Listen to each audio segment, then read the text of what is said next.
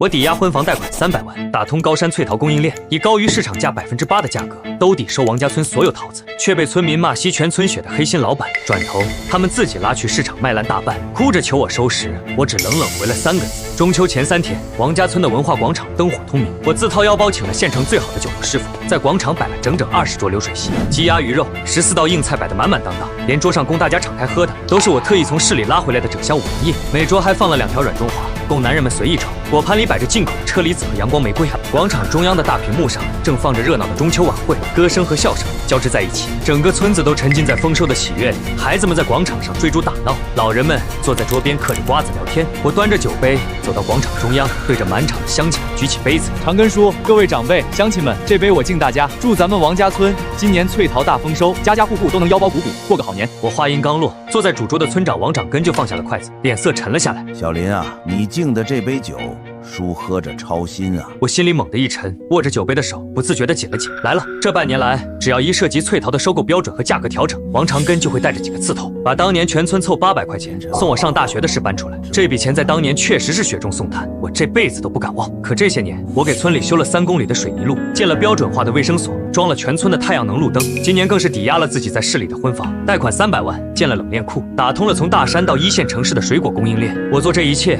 就是想带着当年帮过我的乡亲一起过上好日子。可我没想到，这800块钱的恩情，竟然变成了套在我脖子上的枷锁，让他们永远觉得我欠他们的。长根叔，您这是说的哪里话？我压下心里的不适，尽量让自己的语气平和。今年咱们村的翠桃品质比去年好很多，我本来打算在今晚宣布，明年的收购价再往上提10%，提10%。坐在王长根旁边的王磊猛地一拍桌子，站了起来。他是王长根的侄子，初中毕业就没再读书，整天在村里游手好闲。林晨，你打发叫花子呢？他手里拿着一张手机照片，举得高高的，对着全场的乡亲们晃了晃。全场的目光瞬间都集中到了王磊手里的手机上。王磊脸上带着得意的笑容，眼神里充满了挑衅。大家都看看啊，看看咱们这位大老板在城里卖多少钱一斤？装个破盒子就卖68块钱一斤，翻了整整8倍还多。王磊的话音刚落，全场瞬间炸开了锅，乡亲们纷纷交头接耳，看向我的眼神里充满了愤怒和不满。什么？68块一斤？我的天，这也太黑了吧！我们起早贪黑，在太阳底下晒得脱皮，一年到头才赚几个钱？他倒好，就找几辆卡车拉一下，一斤就赚60块，这钱也太好赚了吧！就是啊，我家今年收了3万斤桃子，他就在我家头上赚了180万。全村几十户人家几百亩桃园，他一个人就赚了几千万。怪不得年纪轻轻就开上了大奔，原来是吸咱们全村人的血买的。污言秽语像潮水一样向我涌来，我静静地站在原地，举着酒杯的手僵在了半空。看着满桌子我出钱买的五粮液、软中华、大闸蟹，再看着眼前这一张张因为愤怒和贪婪而扭曲的脸，我只觉得一阵荒谬以及深入骨髓的悲哀。这条供应链是我跑断了腿、磨破了嘴、抵押了全部身家才打通的。为了谈下和1线城市那几家大型连锁超市的合作，我在他们公司楼下蹲了整整1个星期，每天早上6点就去等，晚上10点才离开，连保安都认识我了。为了拿到最低的物流价格，我和物流公司的老板喝了整整1夜的酒，喝到胃出血，住进了医院。为了建这个冷链库，我把父母留给我的唯一一套房子都抵押了出去。我本来打算在今晚除了宣布提价10%之外，还要给大家分发今年的利润分红。按照合同，今年大家除了能拿到卖桃子的钱，还能额外拿到15%的利润分红。我甚至已经把分红的钱都准备好了，就放在我的车里。可现在我才明白，在巨大的利益幻觉和深不见底的贪婪面前，当年的800块恩情早就变成了他们手里的剔骨尖刀。我深吸一口气，放下了手里的酒杯，看着一脸得意的王磊开口：王磊，你那点在超市当保安听来的算数，就别拿出来在全村老少爷们面前丢人现眼了。我的声音不大，却清晰地传遍了整个广场。原本嘈杂的广场瞬间安静了下来。王磊的脸色一下子涨得通红，指着我骂道：林晨，你说谁丢人现眼呢？我说的就是你。68块钱一斤，那是1线城市高端超市里经过精挑细选包装成礼盒的终端零售价，这中间的所有成本你算过吗？为了保证桃子运到城里还新鲜脆甜，我花了80万买了3台带预冷功能的冷链车，这折旧不要钱吗？每台冷链车每天的油费和保养费就要几百块，这些难道都不是钱吗？为了筛选出符合精品标准的桃子，我花了50万引进了全自动分级筛选机，这不要钱吗？这台机器能根据桃子的大小、颜色、甜度自动分级，比人工筛选精准100倍。为了让桃子能保存更久，每一个桃子都要套上泡沫网套，装进定制的纸箱。这些包装材料不要钱吗？光是这些包装材料，1斤桃子就要增加1块多钱的成本，还有运输途中的损耗、碰伤的、腐烂的，至少要占15%，这些损失都是我一个人承担的。去年光是运输损耗我就赔了20多万，更别提超市那边几十万的进场费，还有长达3个月的结款期。我花了几百万建的冷链库，花了几十万做的品牌推广，这些难道都不要钱吗？如果没有我这套标准化的供应链和品牌包装，你们这些桃子拉到镇上的大集去卖，最多3块钱1斤，还没有人愿意要。你们连买树苗和化肥的本钱都收不回来。我的话音刚落，王长根就猛地一拍桌子，站了起来。你放屁！王长根指着我的鼻子，破口大骂：我们辛辛苦苦种出来的桃子，凭什么你说3块就3块？不就是装个箱子拉到城里去吗？谁家没有3轮车？谁不会拉去卖？你少拿那些什么冷链筛选机来糊弄我们，我们听不懂。坐在旁边的桂英婶也跟着附和道：她是村里有名的长舌妇，最喜欢搬弄是非。就是啊，小林，你读了这么多书，不能光长了算计乡亲们的脑子。我们要求也不高，既然城里能卖68块1斤，那一大半的利润总得给我们吧？我们刚才都商量好了，从明天开始，你收我们的桃子1斤得按60块钱结账。60块？桂英婶儿，我刚才已经说了，超市给我的收购价也就12块钱1斤，除去所有的成本和损耗，我1斤也就赚1块多钱的辛苦钱。你们开口就要60块，这不是抢钱吗？抢钱？林晨，你别在这哭穷了。实话告诉你，我跟村长还有大伙儿都商量好了，你要是不答应这个价，过了中秋节，全村的桃子你一个也别想收走，到时候你交不上超市的货，让你赔个倾家荡产。小林，这是全村人的意思，你要是还念着当年全村人凑钱送你上大学的恩情，就答应这个条件，不然的话，你今天这车酒还有这些菜就都白请了。我看着眼前这群蛮不讲理的人，心里最后一点念想也彻底破灭了。我沉默了几秒钟，然后从包里拿出了一叠打印好的合同。这是我本来打算今晚和大家签的新1年的收购合同，上面不仅写了收购价提高10%，还写了每年给大家15%的利润分红。我当着全村人的面，一页一页的把这些合同撕得粉碎，碎纸片像雪花一样飘落在地上，全场瞬间安静了下来，所有人都愣住了。他们显然没想到我会做出这样的举动。王长根也皱起了眉头，看着我说道：林晨，你这是什么意思？我的意思很简单，从今天起，我林晨再也不收王家村的任何一个桃子。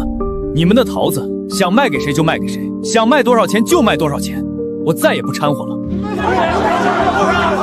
什么？你不收了？林晨，你敢？你要是不收我们的桃子，我们跟你没完！林晨，你这个忘恩负义的东西，当年要不是我们全村人凑钱送你上大学，你能有今天吗？你现在翅膀硬了，就不管我们的死活了？我不管你们的死活。这些年我为村里做的事，你们都忘了吗？我修的路、建的卫生所、装的路灯，难道都是假的吗？今年我抵押婚房建冷链库，就是为了让大家的桃子能卖个好价钱。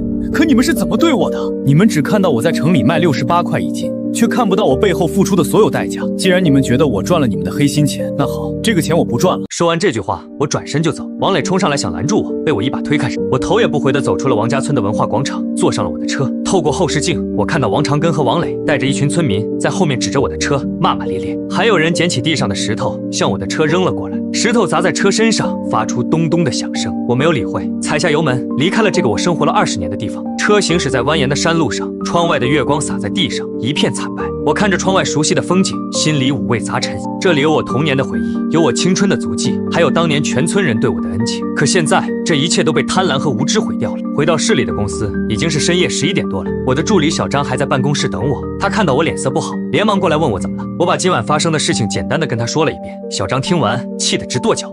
林总，这些人也太过分了吧！你为他们做了这么多，他们竟然还这样对您！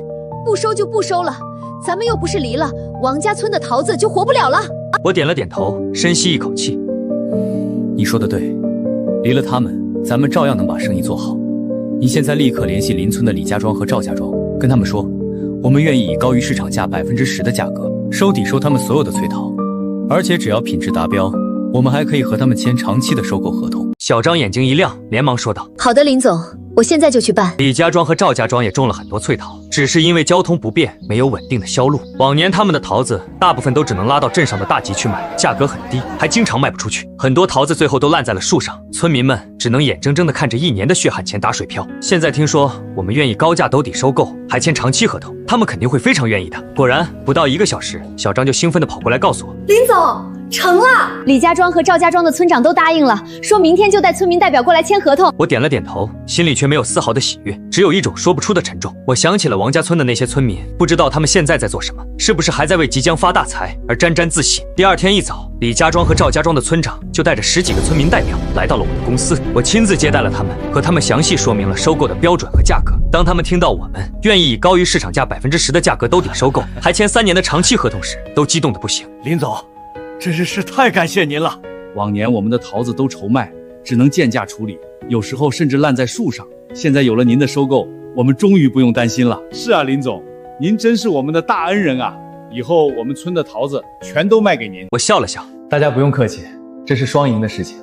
你们种出好桃子，我负责卖出去，大家一起赚钱。很快我们就签好了合同，我安排小张带着他们去参观了我们的冷链库和分级筛选车间，看着现代化的设备和干净整洁的车间，村民们都惊叹不已。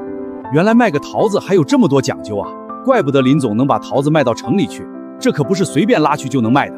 是啊，以前我们总觉得卖桃子很简单，现在才知道这里面的学问大着呢。参观完之后，村民们对我更加信服了，他们纷纷表示回去之后一定会按照我们的标准好好管理桃园，种出更好的桃子。我还答应他们会派专业的技术人员去村里指导他们科学种植，帮助他们提高桃子的品质和产量。村民们听了更是感激不尽，而此时的王家村却还沉浸在即将发大财的美梦之中。王家村的村民们根本不相信我真的会不收他们的桃子，在他们看来，我离了王家村的脆桃根本就做不成生意，毕竟王家村的脆桃在附近几个村子里品质是最好的。王长根和王磊更是得意洋洋，在村里到处宣扬。你们看，林晨那小子肯定是吓唬我们的，他花了几百万建的冷链库，要是不收我们的桃子，那冷链库就得空着，每天都得赔钱，用不了几天他就得乖乖回来求我们。到时候别说60块一斤，就是70块一斤，他也得收。村民们听了都觉得很有道理，他们纷纷开始盘算着，等我回来求他们的时候，要怎么再抬价格。甚至有些村民已经开始提前买好了新衣服、新家具，等着卖了桃子之后好好享受一番。王磊更是嚣张，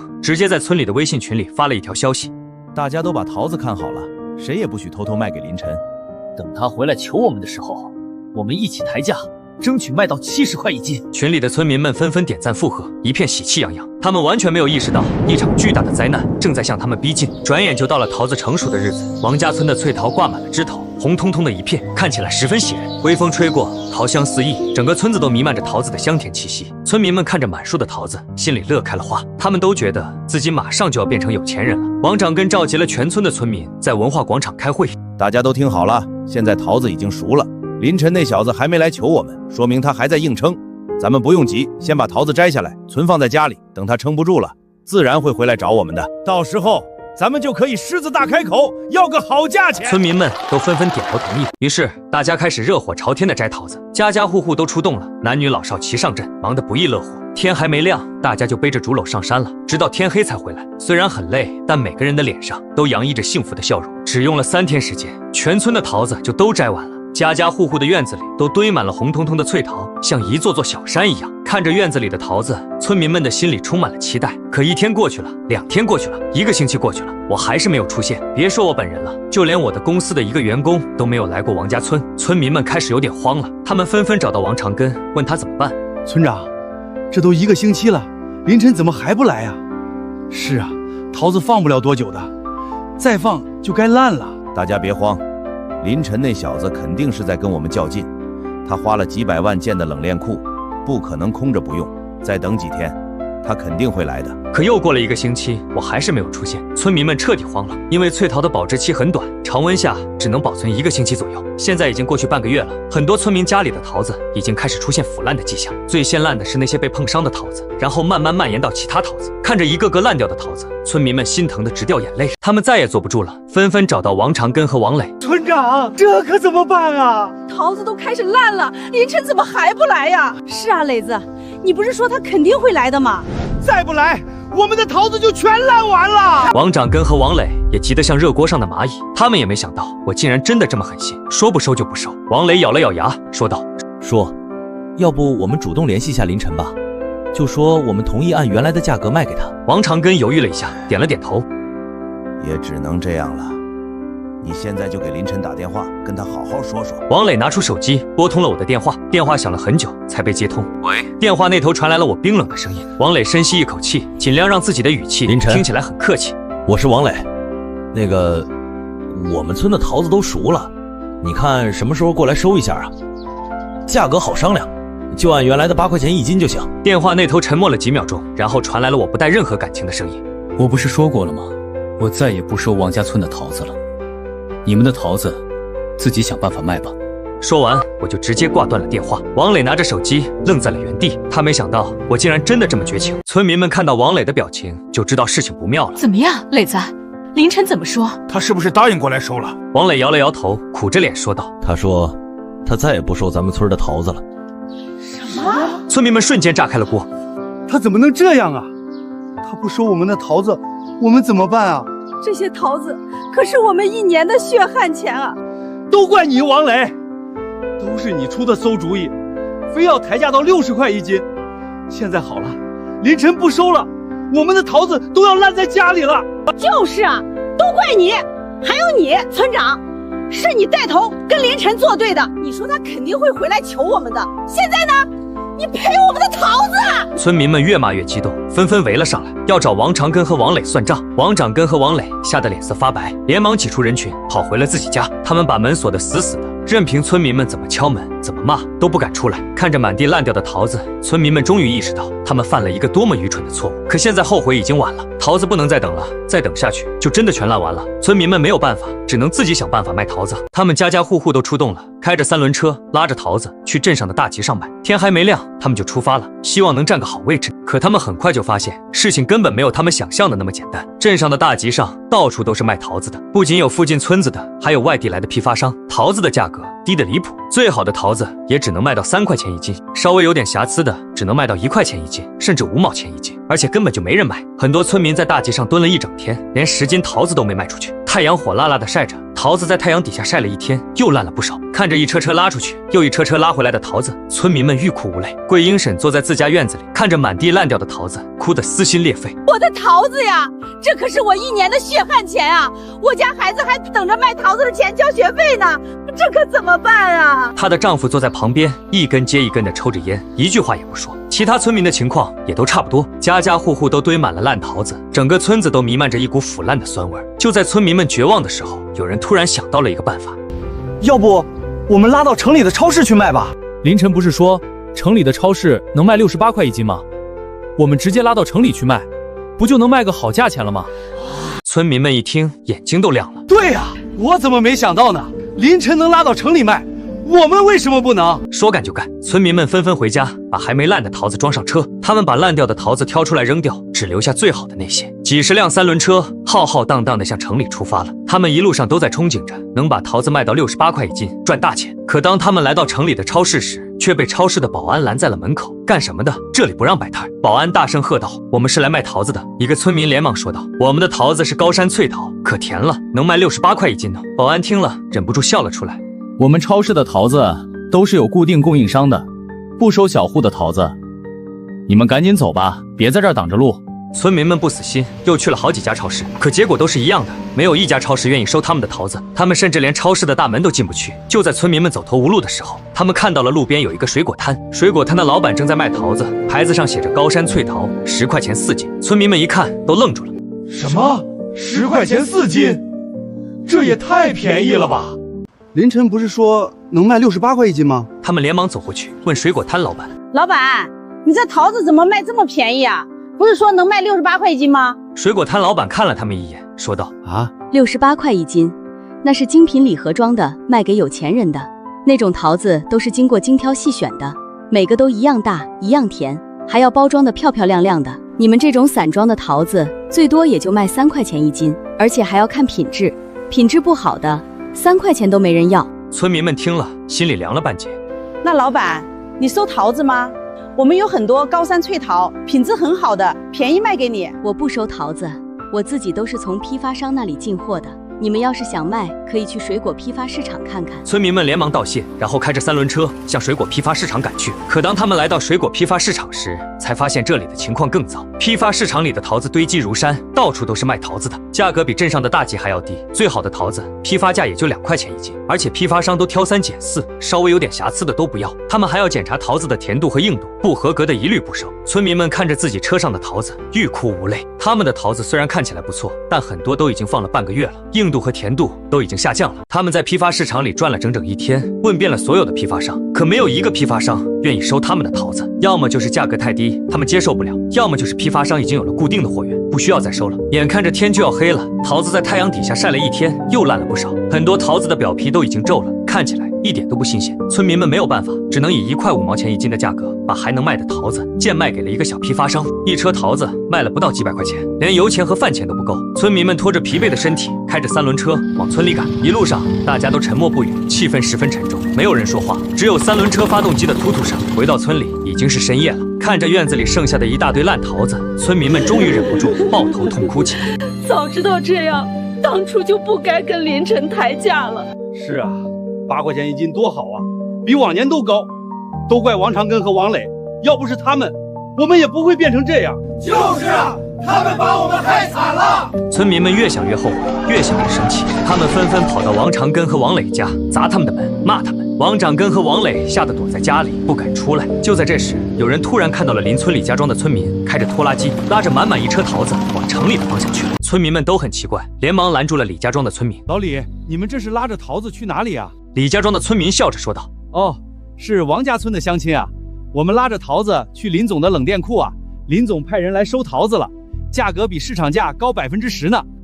什么？林总收你们的桃子多少钱一斤啊？8块8一斤，而且林总还跟我们签了3年的长期合同，以后每年都按这个价格收。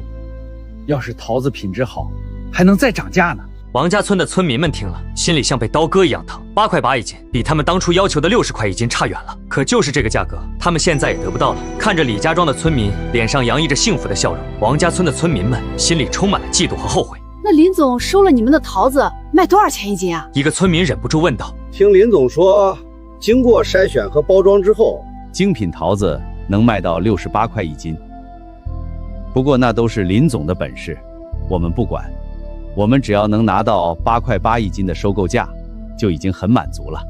而且林总还帮我们修了路，建了灌溉系统，以后我们种桃子就更方便了。他还派了专业的技术人员来指导我们科学种植，教我们怎么提高桃子的品质和产量。王家村的村民们听了，更是后悔的肠子都青了。他们当初要是不那么贪心，现在也能像李家庄的村民一样，开开心心的卖桃子赚大钱。可现在他们的桃子大部分都烂在了家里，只能贱价处理，连本钱都收不回来。村民们越想越后悔，纷纷决定一起去找我道歉，求我再收他们的桃子。走，我们一起去找林晨，跟他道歉，求他原谅我们。只要他肯收我们的桃子，多少钱都行。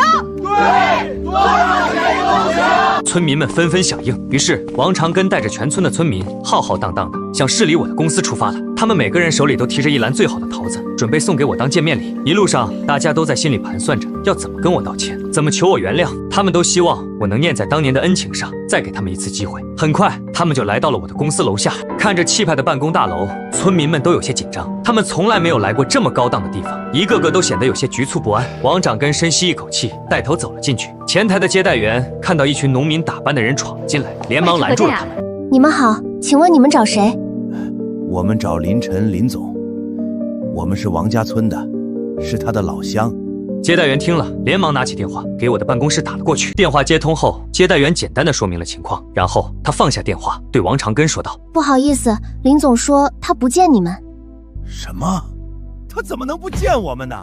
我们是他的乡亲啊，当年还是我们凑钱送他上大学的呢。就是啊，让我们见林总，我们有话要跟他说。真的不好意思，林总已经明确说了，他不见王家村的任何人，你们还是请回吧。林晨，你出来！你这个忘恩负义的东西！你要是不出来，我们就不走了。就在这时，我的助理小张从电梯里走了出来，他看着闹哄哄的村民们，皱着眉头说道：“大家安静一下，林总说了，他不想见你们。你们要是再在这里闹事，我就叫保安了。”王长根连忙走上前，对着小张说道：“张助理，求求你，让我们见见林总吧。我们知道错了，我们是来跟他道歉的。只要他肯收我们的桃子，多少钱都行。”是啊，张助理，求求你了！我们1年的血汗钱都在桃子上了，求求你让林总见见我们吧！小张看着他们可怜的样子，心里有些不忍，但还是摇了摇头。不是我不让你们见，是林总真的不想见你们。你们当初是怎么对林总的，你们自己心里清楚。林总为了你们，抵押了自己的婚房，贷款建了冷链库。他本来打算带着你们一起致富，可你们却骂他黑心，吸你们的血。还威胁他，要是不按60块一斤收，就让他赔个倾家荡产。现在你们卖不出去桃子了，才想起林总的好来了，晚了。小张的话像一把把尖刀，刺进了村民们的心里，他们都低下了头，羞愧得无地自容。王长根的老脸涨得通红，一句话也说不出来。过了很久，他才抬起头，看着小张说道：“张助理，我们知道错了，我们真的知道错了，求求你，再帮我们跟林总说说吧。只要他肯收我们的桃子，哪怕是5块钱一斤、3块钱一斤都行，我们真的不能没有这笔钱啊！”说着，王长根就要给小张跪下，小张连忙扶住了他。王村长，你别这样，我真的帮不了你们。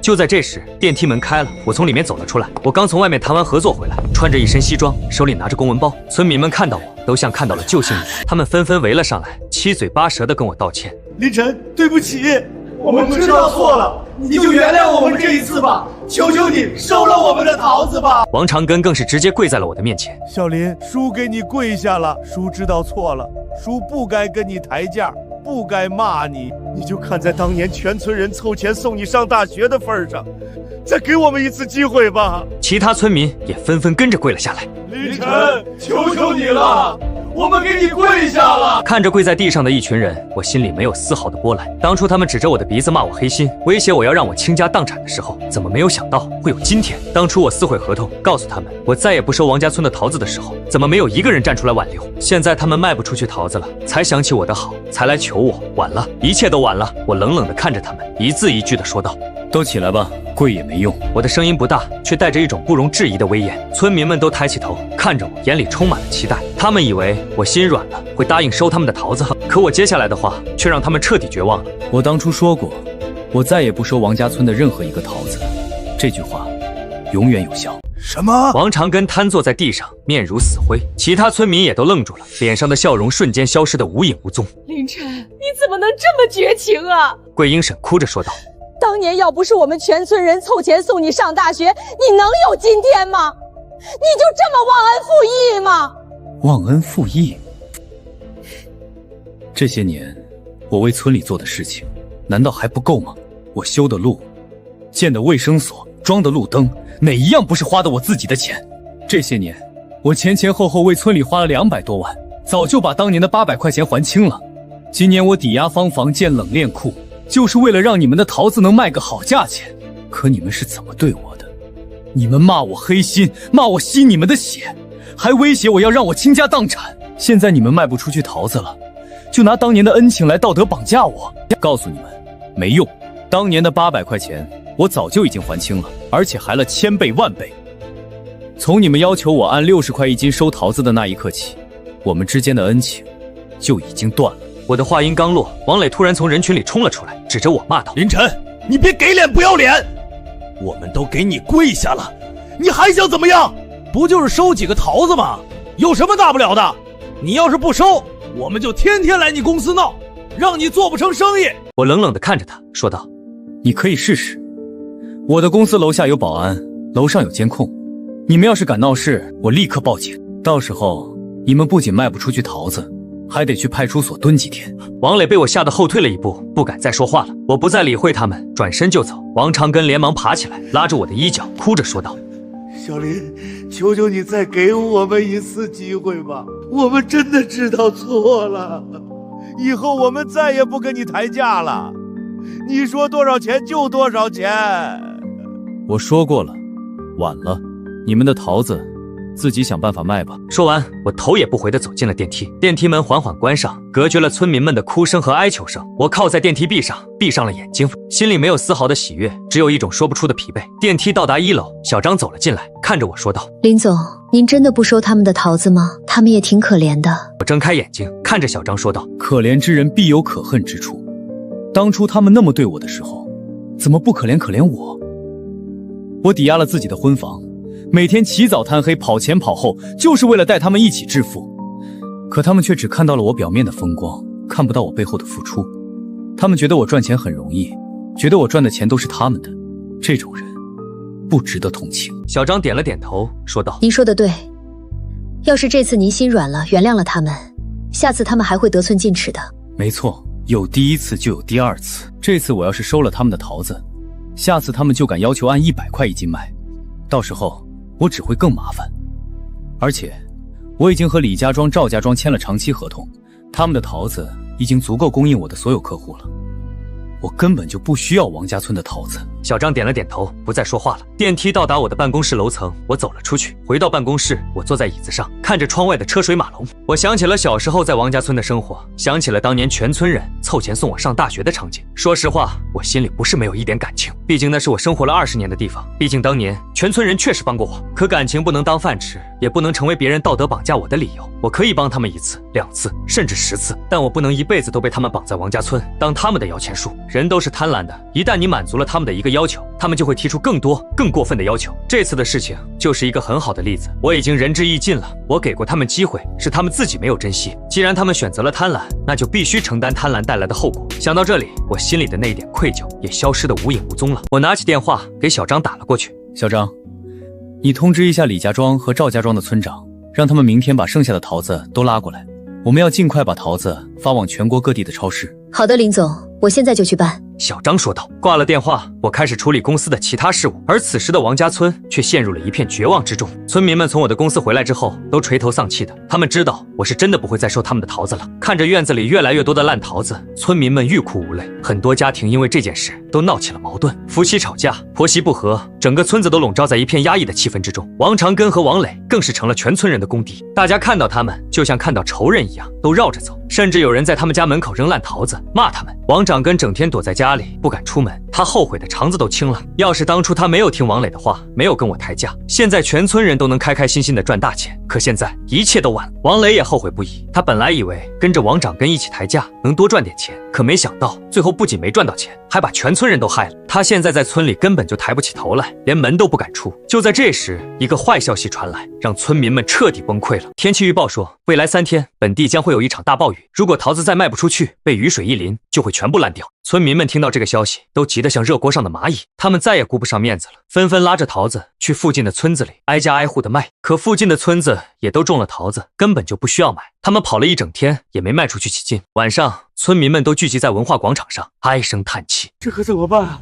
明天就要下大雨了，桃子肯定会全烂掉的。我们1年的血汗钱就这么打水漂了，都怪我当初太贪心了。要是当初答应林晨的8块钱一斤，现在早就把桃子卖完了。是啊，世界上要是有后悔药就好了。就在这时，王长根站了起来，他看着大家，脸上充满了愧疚。乡亲们，对不起，都是我的错，是我害了大家。要是当初我没有跟林晨抬价，就不会变成现在这样了。我对不起大家。说着，王长根对着大家深深地鞠了一躬。村民们看着他，都沉默不语，没有人说话。过了很久，一个老村民叹了口气，说道：“现在说这些还有什么用啊？事已至此，只能认命了。”是啊，认命吧。谁让我们自己太贪心了呢？这就是贪心的报应啊！就在这时，远处传来了汽车的声音，村民们都抬起头向远处望去，只见几辆冷链车正缓缓地向村里驶来，车身上印着我公司的 logo， 在月光下格外醒目。村民们都愣住了。那不是林总的冷链车吗？林总终于来收我们的桃子了！太好了，我们有救了！村民们都激动地跳了起来，纷纷向冷链车跑去。王长根也激动得老泪纵横，连忙跟着跑了过去。他以为我终于心软了，原谅他们了。冷链车停在了文化广场上，司机从车上跳了下来，村民们连忙围了上去，七嘴八舌地问道：“师傅，是林总让你们来收桃子的吗？”林总终于原谅我们了。司机看着他们，摇了摇头，说道：“不是的，我们是来拉李家庄的桃子的。李家庄的桃子今天摘不完，林总让我们过来帮忙拉一下。我们还要去赵家庄拉桃子，就不在这儿多待了。村民们脸上的笑容瞬间僵住了，眼里的光芒也熄灭了。原来不是来收他们的桃子的，巨大的失望让村民们都瘫坐在了地上，看着冷链车缓缓地向李家庄的方向驶去，村民们的心里充满了绝望。第二天果然下起了大暴雨，大雨连续下了3天3夜，王家村村民家里的桃子被雨水一淋，全部都烂掉了，整个村子都弥漫着一股腐烂的酸味。哈！雨停之后，村民们只能把烂桃子一车车的拉到村外的垃圾场去倒掉。看着一车车被倒掉的桃子，村民们都流下了悔恨的眼泪。这一年，王家村的村民们几乎颗粒无收，很多家庭连孩子的学费都交不起，只能到处借钱。还有一些家庭因为欠了太多的外债，不得不把家里的牛羊都卖掉了。而李家庄和赵家庄的村民们却因为把桃子卖给了我，都赚了不少钱。他们家家户户都盖了新房，买了新车，日子过得红红火火。李家庄的村民还在村里建了文化广场和老年活动中心。王家村的村民们每天都能看到邻村的村民们开开心心的样子，他们心里充满了嫉妒和后悔。可一切都已经晚了。从那以后，再也没有人愿意和王家村的人做生意了，